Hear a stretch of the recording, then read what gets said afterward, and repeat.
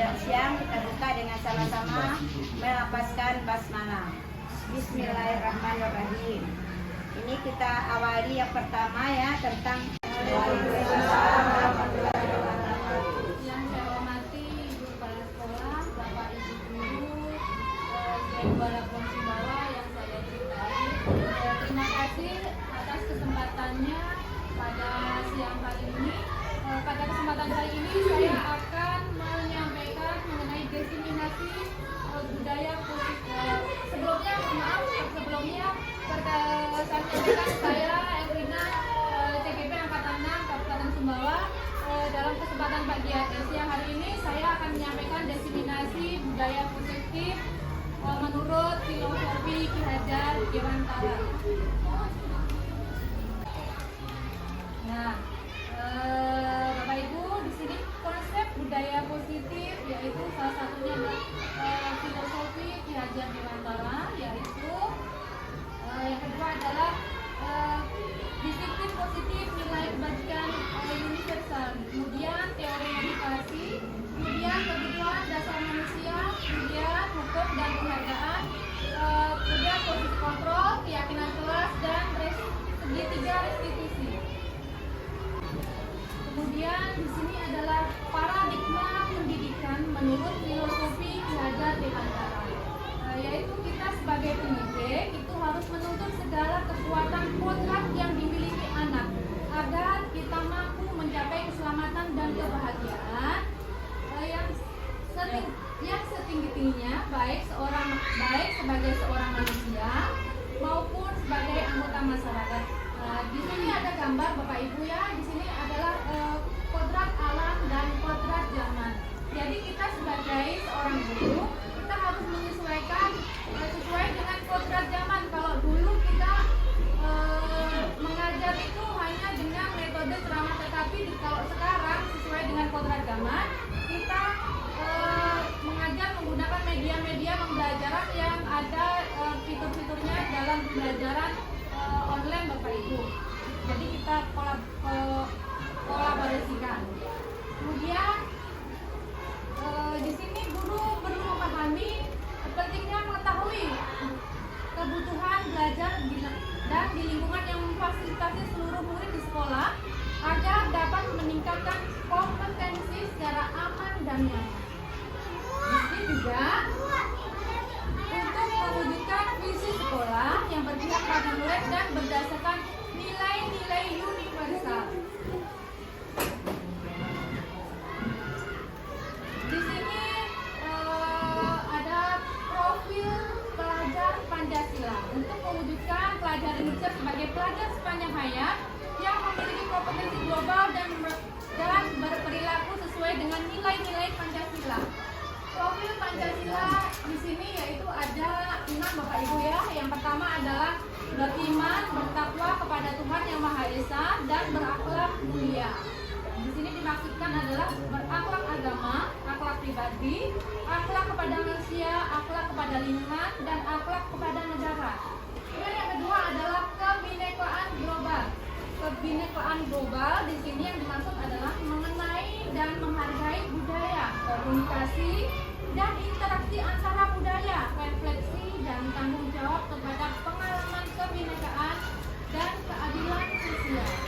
Kemudian nilai yang ketiga di sini adalah bergotong royong. Bergotong royong di sini adalah kolaborasi, peduli dan berbagi. Dan yang keempat adalah nilai mandiri. Pemahaman diri dan situasi terhadap perspektif regulasi. Yang kelima adalah bernalar kritis. Bernalar kritis di sini yang dimaksudkan adalah memperoleh dan memproses informasi dan gagasan, menganalisis, mengevaluasi penalaran, merefleksi dan mengevaluasi pemikiran sendiri. Yang keenam di sini adalah kreatif. Kreatif di sini yang dimaksud adalah menghasilkan karya dan tindakan yang orisinal, memiliki keluasan berpikir, mencari alternatif solusi.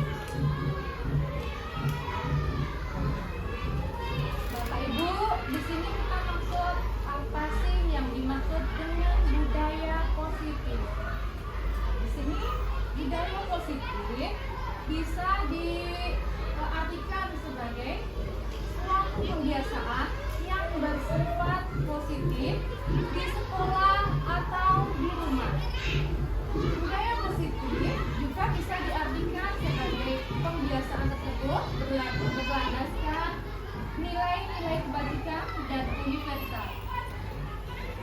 Bapak Ibu, dalam rangka menciptakan lingkungan yang positif, maka setiap warga sekolah dan pemangku kepentingan perlu saling mendukung, menghayati dan menerapkan nilai-nilai kebajikan yang telah disepakati bersama.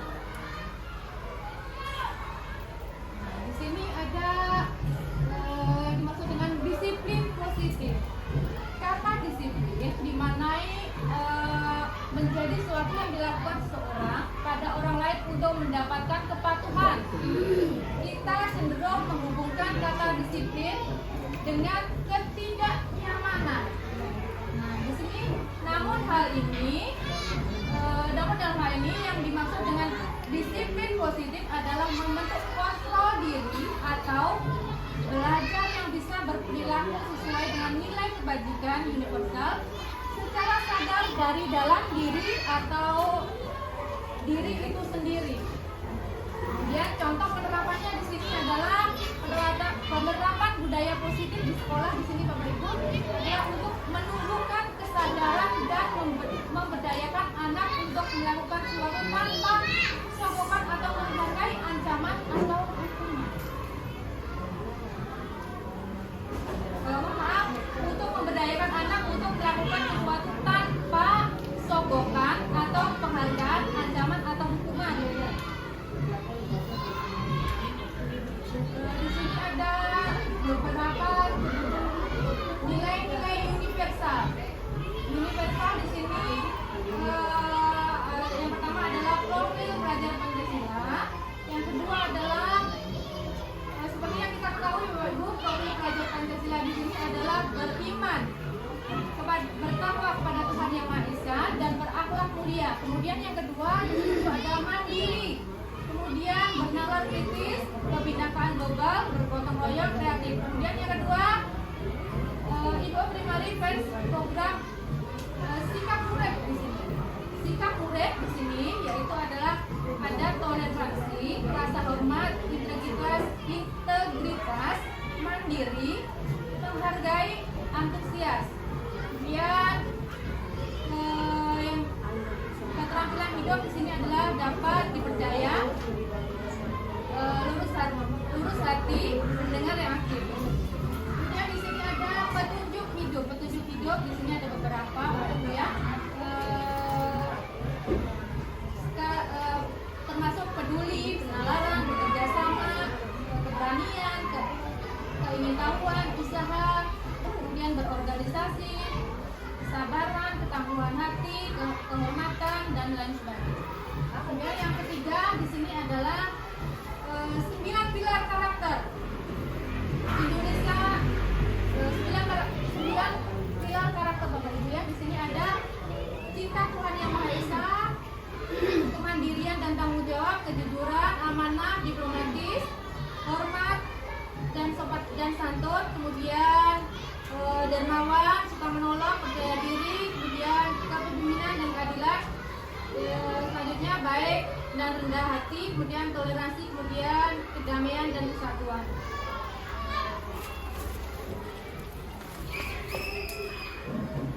Di sini ada the seven essential ritual Christus, yang di sini yang berarti adalah menurut budi moral Lukas Michael Borba. Di sini yang dimaksud adalah rasa empati, kemudian suara hati, kontrol diri, rasa hormat, kebaikan, toleransi, keadilan. Lanjutkan. Di sini adalah ada teori motivasi. Teori motivasi di sini yang dimaksudkan adalah dorongan yang timbul pada diri seseorang secara sadar atau tindakan tidak sadar melakukan suatu tindakan dengan tujuan tertentu. Di sini ada dua, eksternal atau intrinsik, yaitu menghindari ketidaknyamanan atau dan dukungan. Kemudian mendapatkan imbalan atau penghargaan dari orang lain. Di sini lagi dijelaskan bahwa ada internal intrinsik, yaitu menghargai nilai kebajikan diri sendiri karena sadar akan nilai kebajikan pada diri anak tersebut. Di sini kebutuhan dasar manusia, Bapak Ibu ya. Kebutuhan dasar manusia adalah bertahan hidup, adanya bertahan hidup, kemudian perlunya kasih sayang dan rasa diterima. Kemudian adalah penguasaan, keempat adalah kebebasan, dan kelima adalah kesenangan.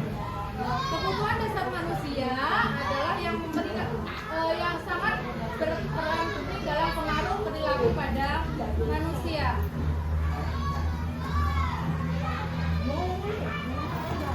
Proses disiplin dengan identitas gagal, yaitu satu ada hukuman dan dua penghargaan. Di sini kalau ada hukuman yang dimaksud kita sebagai seorang guru itu kalau kita memberikan hukuman itu yang bagi anak yang menyakitkan atau tidak nyaman, takut, bahkan ada yang tidak takut, kemudian murid menyembunyikan kesalahannya, kemudian murid menjadi rendah diri. Nah, di sini ada yang dimaksud dengan penghargaan. Kalau kita beri penghargaan, itu terkadang membuat anak itu tidak efektif atau merusak hubungan atau menjadikan iri dengan temannya yang lain, kemudian mematikan kreativitas, menghukum dengan sistem ranking, kemudian merampas hak dan menghargai diri.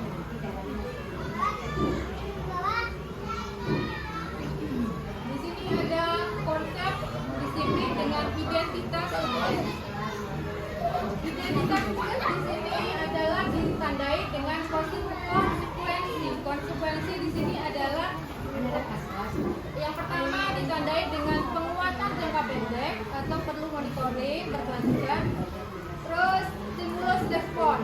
Kemudian murid menghormati aturan dan kehilangan waktu untuk merenungi kesalahan.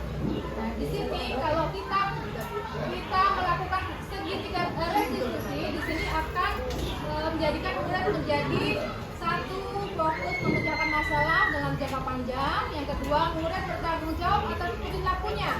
Yang ketiga, memegang kontrol atas dirinya. Yang keempat, murid menghormati dirinya dan orang lain. Yang kelima, yaitu murid akan bersemangat dan akan memperbaiki kesalahannya. Sekarang di sini ada teori restitusi.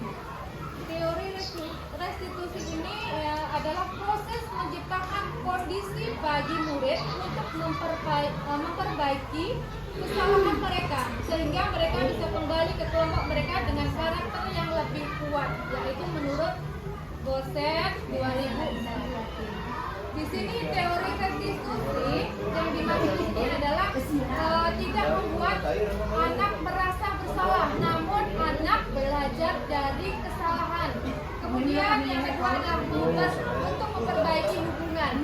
Ketiga adalah tawaran bukan paksaan, menuntut untuk melihat ke dalam dirinya, kemudian mencari kebutuhan dasar yang mendasari tindakan. Fokus pada karakter bukan tindakan. Yang terakhir adalah menguatkan dan fokus pada solusi.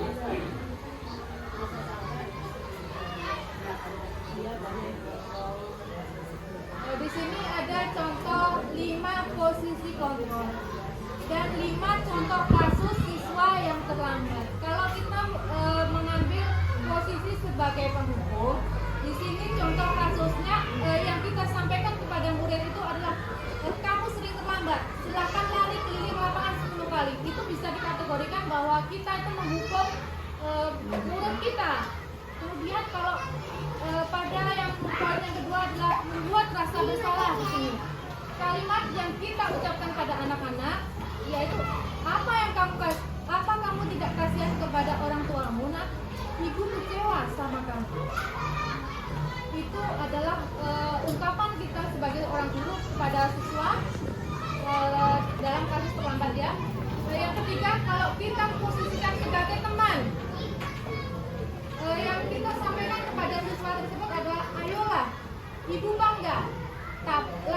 kembali, jangan diulang ya. Kali ini ibu maafkan, kamu boleh masuk. Itu kalau kita menjadi seorang teman. Kemudian kalau kita menjadi seorang pemantau. Kalau jadi pemantau ini yang kita sampaikan kepada anak-anak Bu. Contohnya adalah kamu terlambat. Kamu tahu kan konsekuensinya. Ini yang pada posisi yang kelima itu yaitu posisi manajer. Posisi manajer itu adalah posisi yang diharapkan dari segitiga restitusi ini. Jadi kita sebagai seorang guru diharapkan mampu untuk menjadi manajer bagi murid-murid kita di sekolah, khususnya di dalam kelas. Yaitu yang kita sampaikan contohnya begini ya. Apakah kamu tahu kesalahanmu? Coba jelaskan alasannya. Bagaimana kamu memperbaikinya?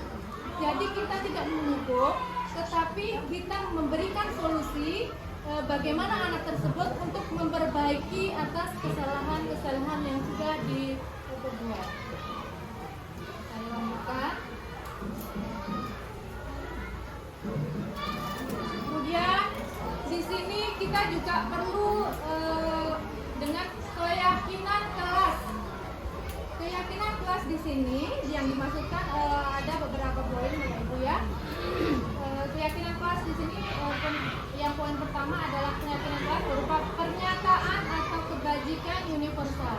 Yang kedua, pernyataan keyakinan kelas senantiasa dibuat dalam bentuk positif. Kemudian yang ketiga, keyakinan kelas hendaknya tidak terlalu banyak. Yang keempat, keyakinan kelas sebaiknya sesuatu yang dapat diterapkan di lingkungan tersebut.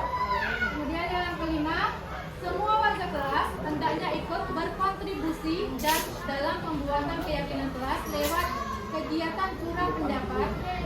Yang terakhir, bersedia meninjau kembali keyakinan kelas dari waktu ke waktu. Keyakinan kelas di sini yang disebutkan adalah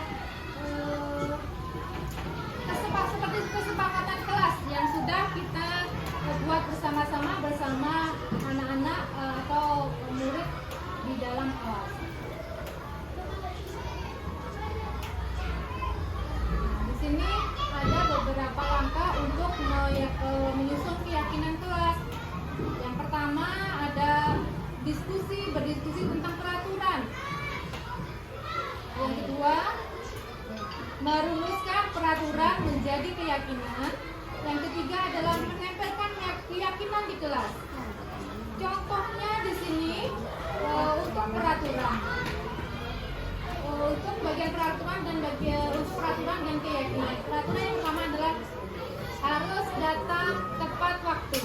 Keyakinannya di sini adalah disiplin waktu atau berkomitmen. Yang kedua, harus mencatat pelajaran dan aktif berdiskusi. Keyakinannya adalah belajar dengan antusias, semangat, dan percaya diri. Yang ketiga, ada tidak membuang sampah sembarangan. Keyakinannya adalah saling menjaga kebersihan dan keindahan. Contoh lagi adalah misalnya ada peraturan di sini tidak boleh berbicara yang kasar atau ribut. Keyakinannya adalah saling menghormati sesama. Jadi untuk membuat kesepakatan kelas atau keyakinan kelas itu kita tidak boleh menggunakan kata-kata yang sifatnya negatif atau melarang. Misalnya dengan kalimat tidak, itu tidak diperbolehkan ya. Kemudian di sini ada segitiga restitusi. Segitiga restitusi di sini yang pertama adalah ada tiga poin, yaitu adalah menstabilkan identitas. Menstabilkan identitas di sini dimaksud adalah pernyataan atau pernyataan yang menyenangkan siswa. Contohnya di sini adalah setiap orang pasti melakukan kesalahan. Kemudian tapi misalnya ada anak yang membuat kesalahan, kita menstabilkan identitas tersebut dengan membuat anak itu menjadi percaya diri lagi. Kemudian yang kedua adalah validasi tindakan. Validasi tindakan yang salah, yaitu adalah menanyakan alasannya. Kemudian mencari tahu kebutuhan dasarnya. Yang ketiga yaitu menanyakan keyakinan. Menanyakan keyakinan di sini yang dimaksudkan adalah menanyakan keyakinan atau yang diabaikan atau yang dilanggar. Kemudian menanyakan gagasan kepada siswa dengan cara memperbaiki kesalahannya. Di sini adalah contoh-contoh kasus siswa yang tidak mengerjakan tugasnya di sekolah. Contoh yang pertama adalah menstabilkan identitas, yaitu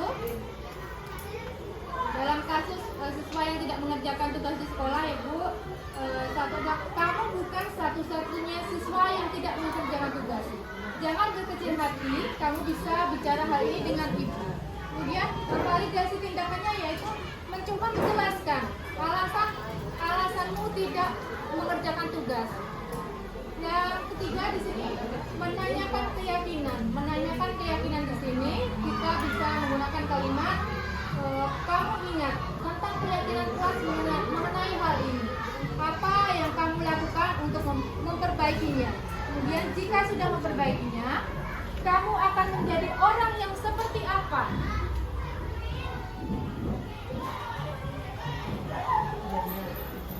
Nah, di sini Bapak Ibu Ki Hajar Dewantara menjelaskan bahwa merdeka itu artinya tidak hanya terlepas dari perintah, akan tetapi juga cakap untuk memerintah diri sendiri. Guru itu, jadi kesimpulannya di sini adalah guru itu sebagai pamong perlu memberikan teladan tentang disiplin budaya positif. Nah, itu tadi Bapak Ibu diseminasi saya tentang budaya positif. Terima kasih atas perhatiannya. Apabila ada yang ditanyakan, silakan Bapak Ibu untuk menanyakan. Terima kasih.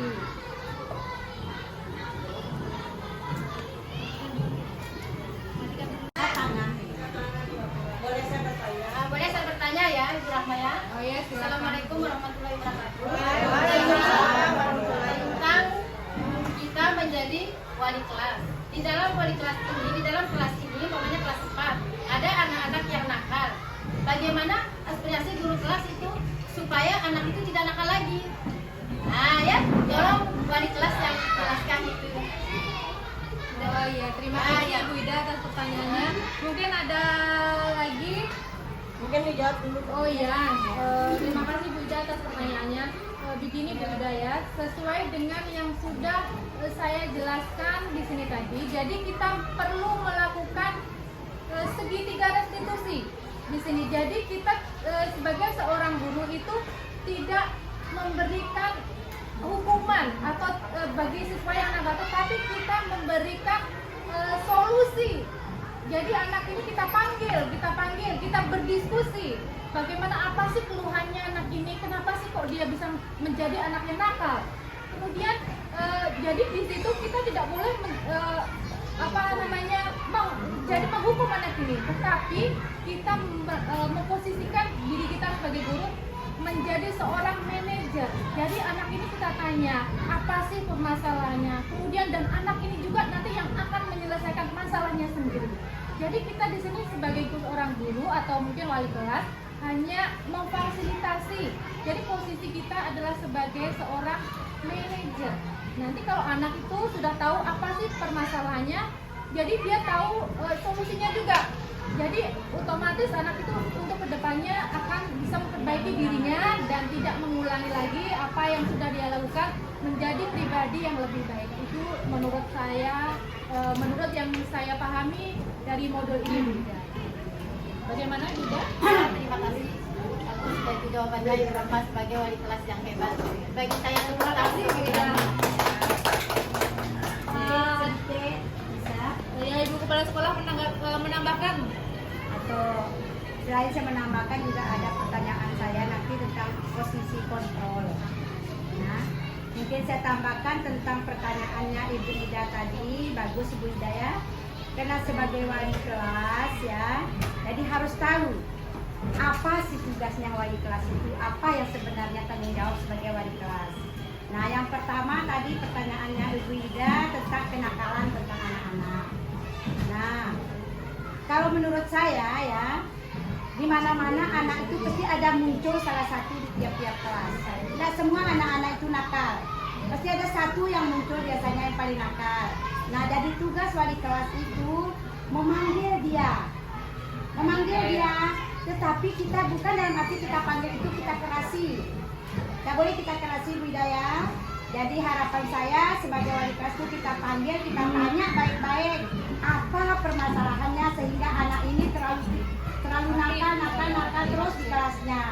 Nah, setelah kita panggil, kita tanya ya, di situ anak-anak itu pasti dia bisa menjawab. Nah, biasanya anak-anak itu ya ada biasanya permasalahan dari rumahnya, dia bawa ke sekolah, mungkin orang tuanya yang berkebun, ya, yang pisah atau yang cerai.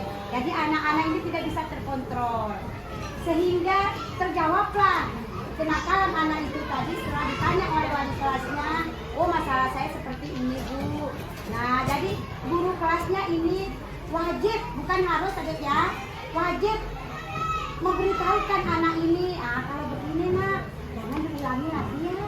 Nah, kita harus belajar yang baik, datang ke sekolah, kan kasihan orang tuanya, datang ke sekolah ini kan datang belajar, bukan untuk datang nakal.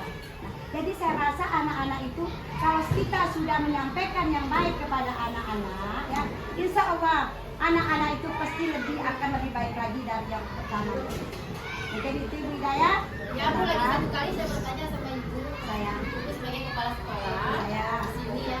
Memang itu kalau kita menjadi wali kelas ya, ini saya bukan wali kelas. posisi kontrol. Di situ ada 5 macam, ada penghukum, ada pembuat rasa bersalah, teman, pemantau, manajer. Nah, kalau ini yang nomor 5 manajer ya. Kalau manajer, kalau bagi yang sekolah itu berarti sama dengan kepala sekolah seperti sama. Tapi kalau misalnya di kelas ya, manajer itu apakah bisa kita bilang manajer kalau jadi guru kelas? Bisa juga manajer. Manajer anak-anak itu Ya, kan manajer berarti manajer anak-anak pemimpin pembelajaran pemimpin pembelajaran Bisa, dalam bisa. kelas ya. Terus yang saya menjadi pertanyaan saya di sini yang nggak usah banyak-banyak karena ini kan ada 5 macam posisi kontrol. Masalah penghukum.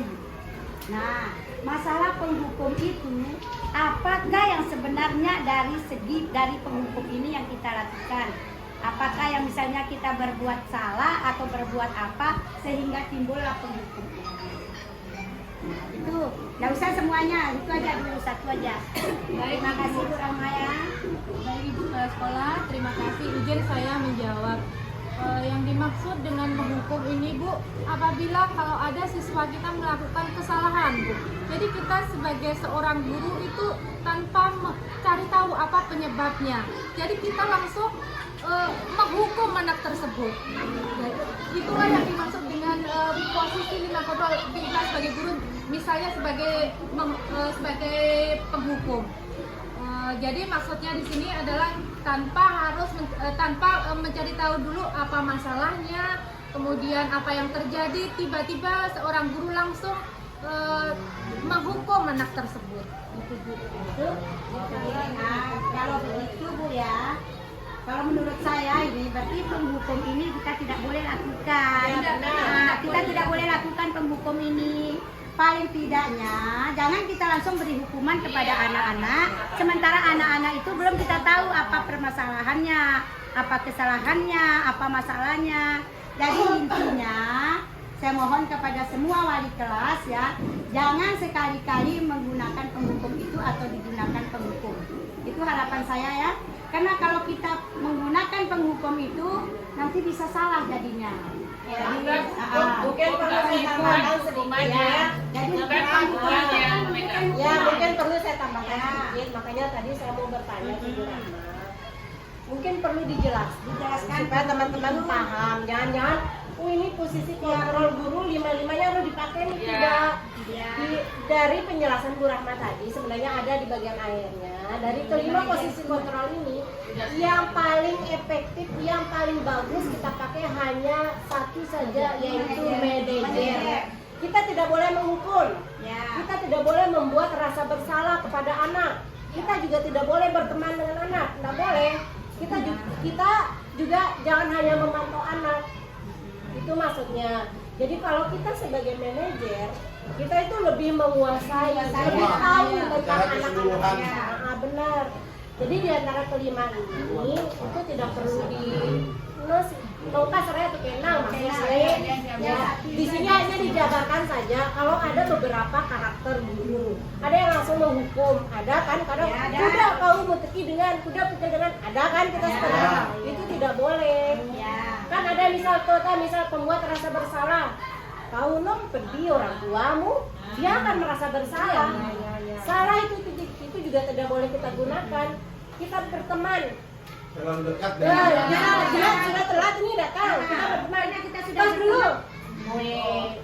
Kau kan itu tidak etis kan? Tidak etis. Nah, jadi dia kurang menghargai guru dia. Dia kan menganggap, oh guru saya tuh teman saya gitu loh.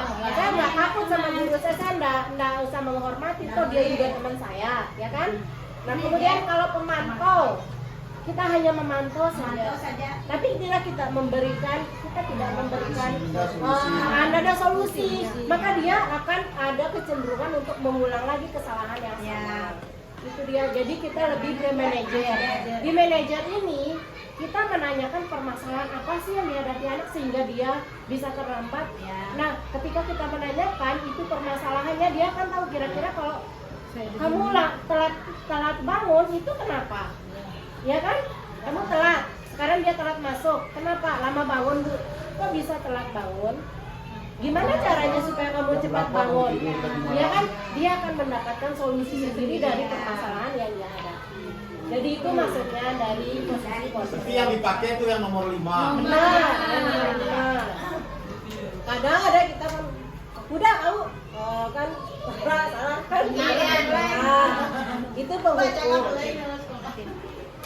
Menjadi tanggung jawabnya Ibu Rahma, alhamdulillah sudah selesai, sudah memberikan ke kita pengalamannya. Mudah-mudahan pengalaman dari guru penggerak bisa kita saling sharing ya. Yang kita belum jelas, belum mengerti, tidak apa-apa, kita saling tanya, saling sharing kepada guru penggerak. Alhamdulillah di sekolah kita sudah jebol 2 guru penggerak. Alhamdulillah, nanti mudah-mudahan lanjut lagi, menyusul lagi Bu Lili sama Pak Dirman. Yang lain juga seperti itu. Ya. Nah, jadi segala apa yang menjadi tanggung jawab kita harus betul-betul kita bekerja dengan betul-betul dari hati kita. Insya Allah semuanya dibalas oleh Allah Subhanahu Wa Taala kalau kita betul-betul kerja dengan hati, dengan ikhlas. Bapak Ibu ya. Nah mungkin ini saja yang dapat saya sampaikan. Lebih kurangnya saya mohon maaf. Atas perhatiannya saya ucapkan terima kasih. Wabillahi taufiq wal hidayah. Marilah pertemuan kita pada siang hari ini kita tutup dengan ucapan Alhamdulillahirrahmanirrahim. Wabillahi taufiq wal hidayah. Wassalamualaikum warahmatullahi wabarakatuh. Waalaikumsalam warahmatullahi wabarakatuh. Masalah non ASN.